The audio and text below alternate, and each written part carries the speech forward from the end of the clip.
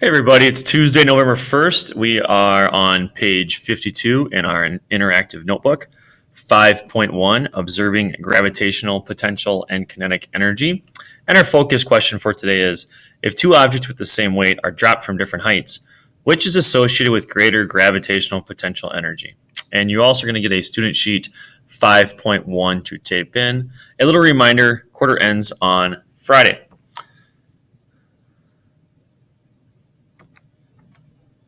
So on page 49, we have some vocabulary to write down. Energy, potential energy, and kinetic energy. Energy is the ability to change an object's position or speed, and it's measured in joules. Potential energy is stored energy, and kinetic energy is energy in motion. And as a class, we're going to list some examples that you wrote as you read yesterday. And then we want to get a diagram on energy written down in our notebook, and it just goes through at position A has a high amount of potential energy and no kinetic energy because it's not moving, it's a ball swinging back and forth. And then as it travels from B, C, D, E, the potential energy changes. The potential energy decreases and then becomes really low at C, and then it increases as it rotates back.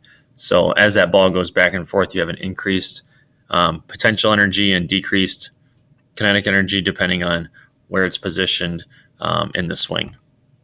And then this is energy in a graphical representation. So at position A, it had a lot of potential energy, and then at position C, not much potential energy, and then you can see as it transitioned back and forth in that swaying motion. And then we're going to a little written explanation. When the pendulum is at a maximum height, the potential energy is high and the kinetic energy is zero because the pendulum is not moving. When the pendulum starts to fall, the height of the pendulum decreases. When this happens, the potential energy decreases and the kinetic energy increases. That's because the ball's moving faster as it falls. When the ball reaches its lowest point, potential energy is low and kinetic energy is high.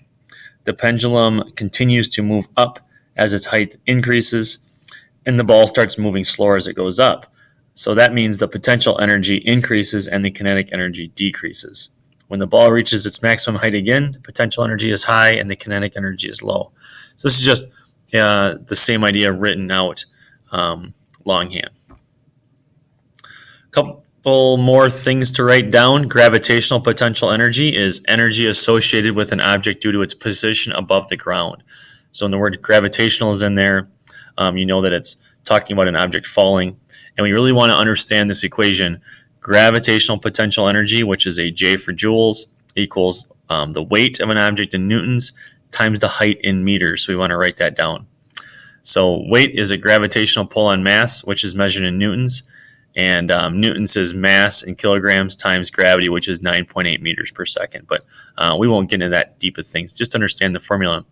Gravitational potential energy equals weight times height. And then as we go through this, we're going to be looking at the difference in potential and kinetic energy, and we're going to include some pictures and diagrams. So for investigation 5.1, it's on page 52 in your 52. Then we're going to be constructing graphs. We're going to be describing the mass and height, and then developing a model. So we're going to be creating a little model like off to the right with a clamp that's going to hold a steel marble, and that's going to drop into some sand. And then it has, I think, about 12 steps to it. We're going to get as far as we can on Tuesday, and this will probably blend over to Wednesday. I'm just going to flip through the 12 different steps. Preparing the setup, opening the clamp and practicing releasing the ball, and then understanding that this is a system.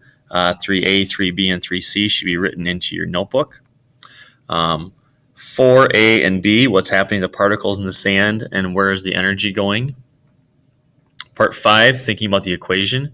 If the two objects with the same weight are dropped from different heights, how does that affect that equation? And then 6, starting an investigation, you're going to define the variables and then which ones need to be constant, and what's the dependent and independent. A hint in thinking about your equation and also thinking about what kind of graph you would create. And then you're going to share your group's plan. I don't know if we'll do this to the class or not, but definitely talk to the teacher. And then we're going to record the procedures as we do this in our assignment notebook, and then create a data table. And so we're going to get hopefully that far today.